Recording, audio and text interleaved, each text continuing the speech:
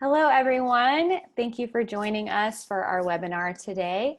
My name is Lindsay Goff. I'm the Digital Marketing Manager at People for Bikes, and we're really excited to talk about this topic of you sold a bike. Now what do you do? So to get us started, let's start with our icebreaker. And if you wouldn't mind dropping into the chat if you are a brand, a supplier, or a retailer, as well as maybe a sentence or two on how you got into the bike industry. Before we jump in, I would love to say a very sincere thank you to our members. You make our work possible, and we really could not do any of what we're doing without you. So thank you so much. And I'm very excited to introduce our speakers today.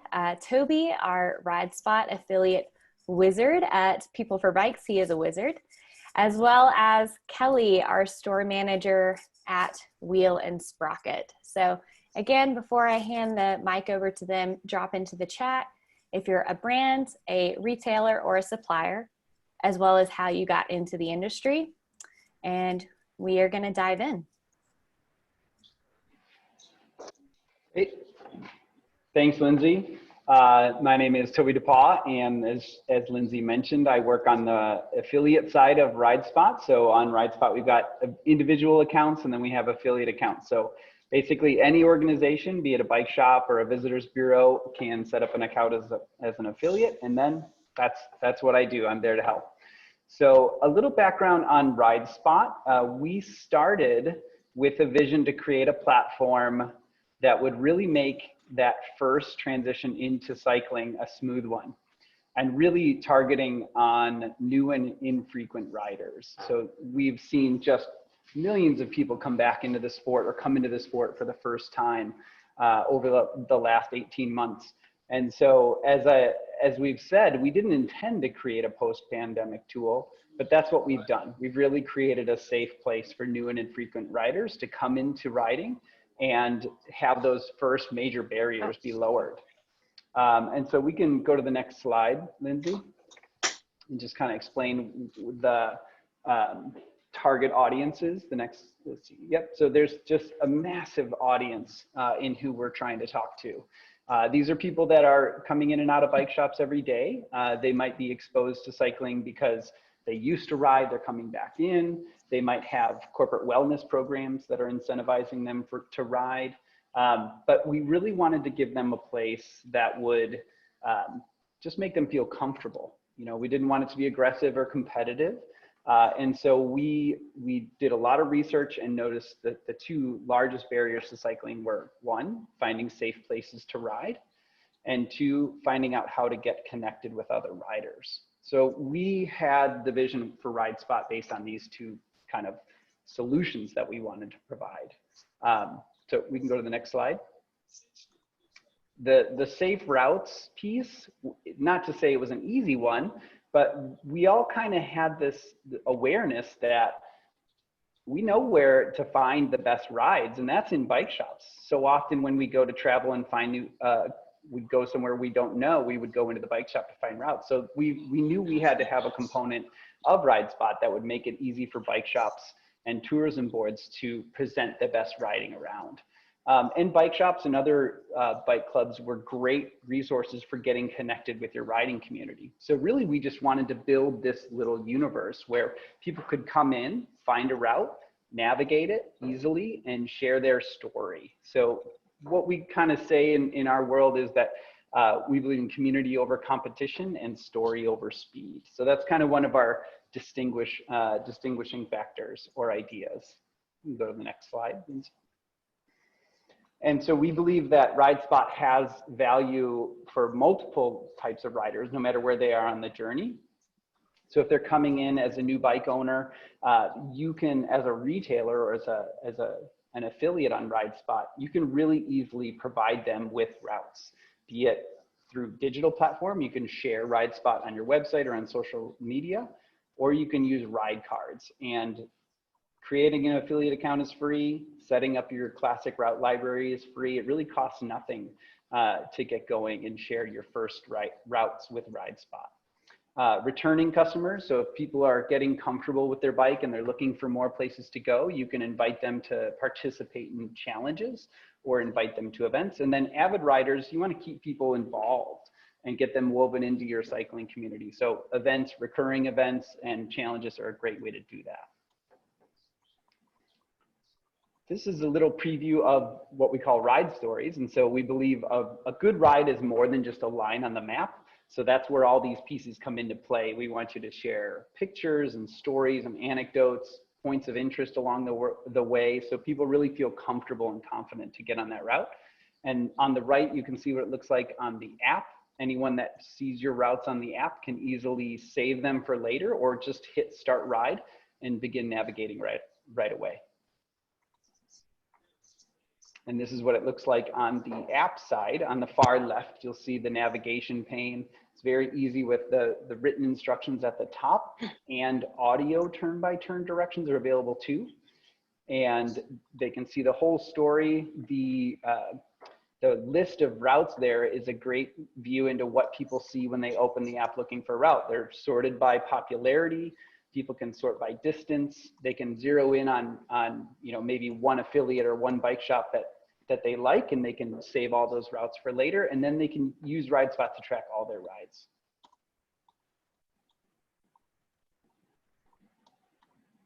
This is another kind of snapshot into what it looks like to search in RideSpot. So this is looking at the web application. If someone opens up RideSpot on the web and they just open it up in their area, they're gonna see right away, they're gonna see red pins, which are all of our affiliates.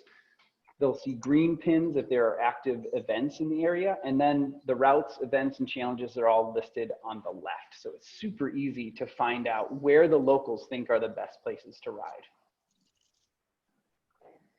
And ride cards. Ride cards are a unique feature of our platform. We still like things in paper, and in the bike shop, we've all been in that situation where you ask where to ride and the guy or the gal grabs the map and has this big map and it's hard to navigate on your bike, or they write it on a receipt. And so we wanted to simplify that process. So we created ride cards, and you can export a ride card PDF for any route that you create in RideSpot. And on the front, you'll see a map preview, a small QR code, the details on the route. And then on the back are the cues. So they can actually use the ride card to navigate if they'd like. If they hover over the QR with their phone, even if they don't have the app, they'll be invited to download the app. And if they do have the app, they can easily just start riding that very moment. And so ride cards are very easy to access and export from the web. You can order them locally, or we can provide them printed as well. On the right, you can see an example of an installation at one of Facebook's locations where they wanted to help folks find their way to work. And with us today, we have Kelly Lambeth from Wheel Sprocket at their Bayview location in Milwaukee. And so I wanted to bring her on to share some of her experience.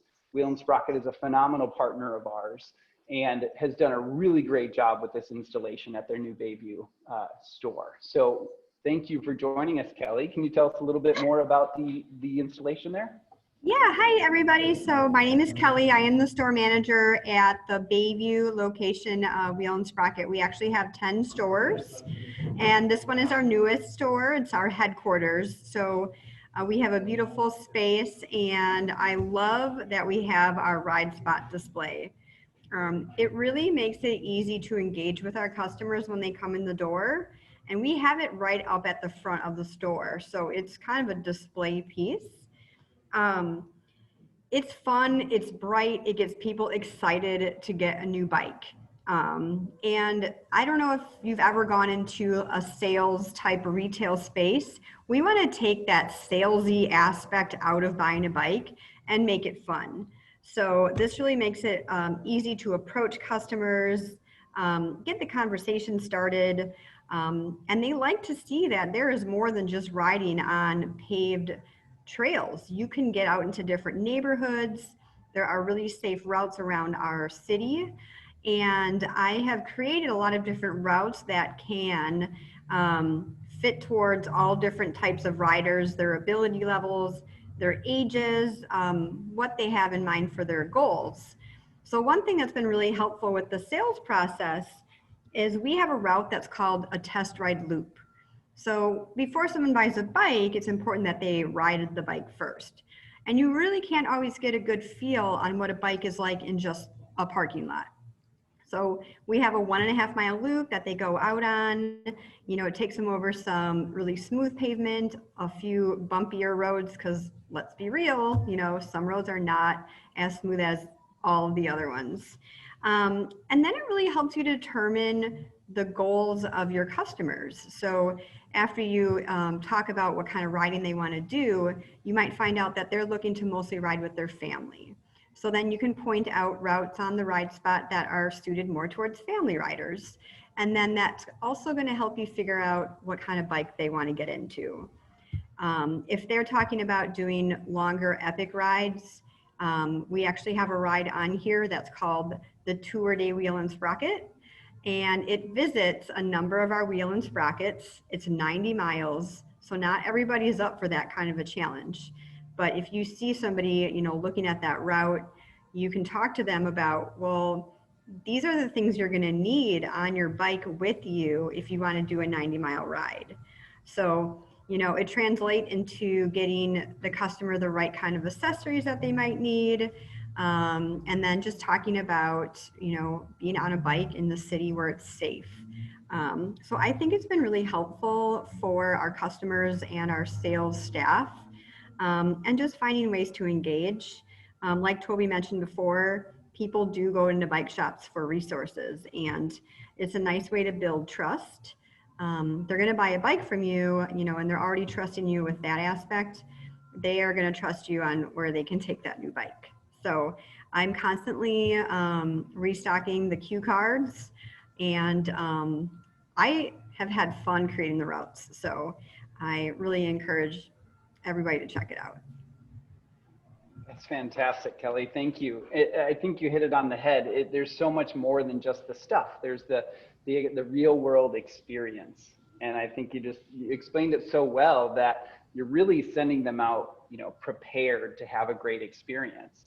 Not only with the bike, but what else do they need for that ride, and where are they going to have the best experience? So I like to say, like, are you serving them up the best first ride possible?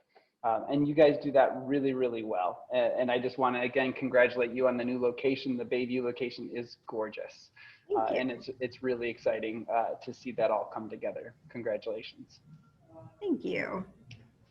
So I'd like to go to the next slide. This week is pretty exciting for all of us.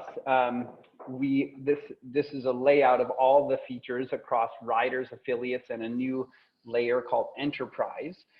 This is way too many words to digest on a quick slide, but just know that there are a lot of features that we're not necessarily covering on the webinar today. And this week we are launching 2 new challenge features that are really exciting, and we'll have application for everybody on the call today. Can we go to the next slide? So we've had a really unique approach to challenges since the beginning of RideSpot, which is Ride the Route. We were the first platform that allowed a bike shop to host a specific route challenge. So you could determine exactly the route, you could determine the start date, end date, and then reward riders for completing that route. This week, we're launching 2 new challenge types. One is Ride More Miles, and one is Ride More Often. And these are really powerful tools that are really large organizations are using to engage riders across the country already. And now we have made them more accessible than ever. So Ride More Miles is a mileage-based frequency challenge, and you can fully customize that with whatever reward you want to use to incentivize riders. You can set the mileage goal, the time. You can really make it however you'd like. And then Ride More Often is frequency-based. So you could say ride 5 times this week and get X. You can fully customize it. And there are a couple of really exciting features buried kind of inside the Ride More Often feature that I'm really excited about, which are location specific, which means you can drop a pin on your store and say anybody that rides their bike more than 2 miles to the store this week can get X. Or you can have a series of locations spread throughout your city that people can visit throughout time and get rewarded for doing so. So we're very excited to release these this week, and you'll be seeing a lot more announcements from us over the next week or so. Go to the next slide, Lindsay. And behind the scenes, again, this is a lot of information to digest on a slide, but I wanted to give you a quick snapshot at, it's just so easy to set these challenges up. Ride the route challenges are really cool, but it takes a little time to determine the route and draw it and make sure you have all your cues in place. And I haven't timed myself, but I think you could set up a mileage challenge in less than 2 minutes. It's so simple. So if you go through the new menu here on the affiliate side, you'll see just how easy it is. You can set all the parameters you'd like. You can create an identity for your challenges. So in the middle pane there's an example of kind of the banner image that riders will see. And then you can set the distance or the mileage or the frequency that you'd like for your challenge. Go to the next slide. And then the reward can be really anything you like. You don't necessarily have to give something away for free. You could do a discount, or you could just do a high five. Well, a contact-free, safe high five. You can really have it be anything you'd like. Currently, we have a manual redemption tracker built in. So when you offer a challenge, offer a reward for someone for completing a challenge, they complete the challenge, and then they come and pick it up. On the app, there's a button that says redeem reward. They can click that. And then behind the scenes, you have this excellent tracking tool that keeps track of who's redeemed their rewards. And underneath all of this is a really cool data dashboard that will allow you to see who's joined your challenge. You can see their email, how often they ride, their total mileage during the challenge, and you can easily export all that data as well. So this that we're looking at now is what these screens are going to look like when we launch these features this week. So it's going to be very big, very prominent with when they open the app, they're going to see there's something new here. And if you look on the left, there's just little tiles that show what the challenges are. And then if you swipe up, you can see all the local challenges. And they might be, you know, hosted by a local bike shop, a supplier, an organization, but whoever is hosting them, you'll see a tile like this. And then as a rider, you can join as many as you'd like. And the next time you log in, you'll see your progress on your challenges, as you see to the left again. And in the app, you can track, you know, these are the challenges I've completed. These are the ones that I'm still working on. And then there's an archive of all of them. So these are really incredible tools that we invite you to play with over the next couple of months. To celebrate the launch of our new Ride More features, we're inviting all of our RideSpot affiliates to use them for free until July. And then we invite you to continue using them after that, which you can do by upgrading and supporting People for Bikes work through the website. So this screen that we're looking at now is what it looks like to go through the redemption process as a rider. So if someone picks up their reward, they can click that blue button and then it's tracked and it goes into their archive. It's pretty slick and clean. You can go to the next slide. And then behind the scenes, as I mentioned, this is what the challenges dashboard looks like. So now you can see all of your active and inactive challenges on this page. You can edit them, you can see their durations, how popular they are, what percentage of people have completed, and then how many people have redeemed the reward.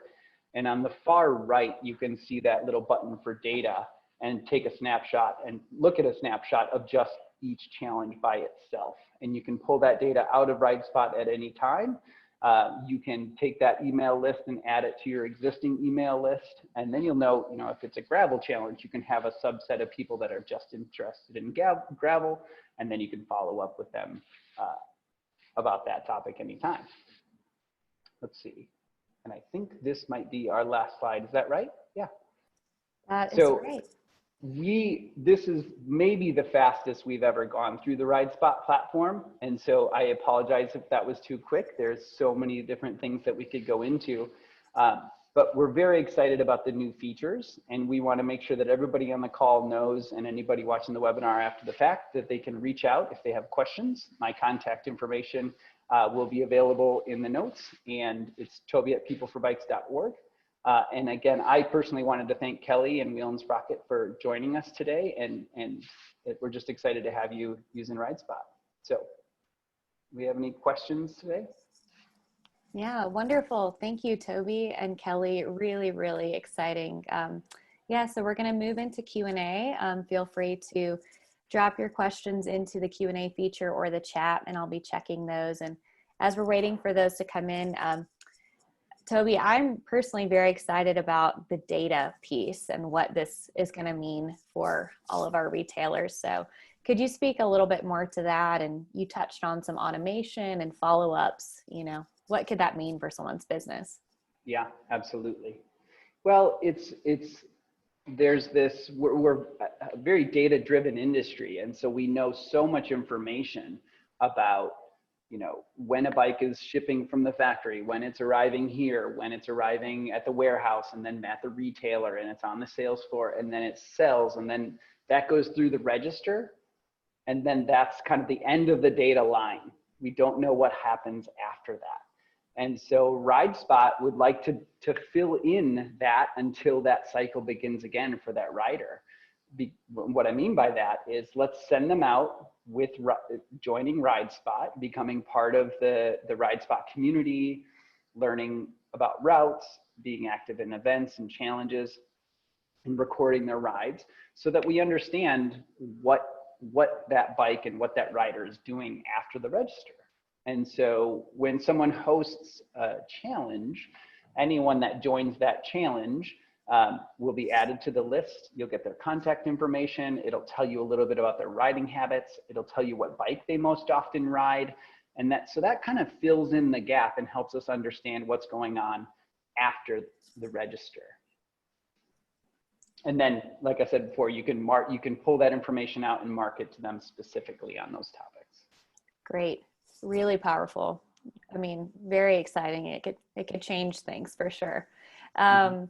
Another question that came through, where can people find affiliate resources that are interested or want to be in the know? Great question. We have a separate site, our affiliates resource site, which is affiliates.ridespot.org. And we'll have that link available in the notes, which has a breakdown of all the features. It has a few videos that cover the major features. It has some blog articles from the last couple of years working with retailers, some success stories, some how-tos. So that's a great place to start. And then if there's any further questions or inquiries, you can always get in touch with me. I'm happy to walk through everything with you. Nice, great. And that link is in the chat for anyone who's looking for it. Another question, how do you envision shops partnering with suppliers through RideSpot? What a great question. That's super fun. So I think this is where we get to see a lot of creativity, both from retailers and suppliers. You know, there's a couple ways to look at it. We can see, you know, national challenges with local redemption points. That sounds pretty cool, where a brand with a much larger megaphone than a local shop can say, hey, everybody, we're gonna do this active challenge, ride X times this month, and then visit your local retailer to pick up this prize. So that, I love that idea of leveraging the big megaphones to drive business, either to a physical store in person, or drive them to online to a web store or e-com. And then I also like the idea of retailers kind of, just kind of like getting creative, and they know their markets better than anyone. So then I like the idea of retailers reaching out to suppliers and saying like, hey, we want to do this family riding challenge. Would you be interested in splitting the prize? You know, let's go in on this together. So it's not just up to the retailers and just up to the suppliers to do it by themselves. So I'm really excited to see more creativity, and these new challenges, I think, are going to make it really simple for everybody to do those. Wonderful. And Kelly, I think I'll have you follow up on that question, because you also touched on knowing your specific audience for your stores. How did you go about that process of getting to know your audience, who they are, what they're interested in? Yeah, so that's a really great question. So the Bayview location, we are right in the center of the city. So we have a very diverse customer base. So We get everything from families with, many children. We also have the weekend warriors who are going out for those longer rides. We have triathletes. We have e-bike customers.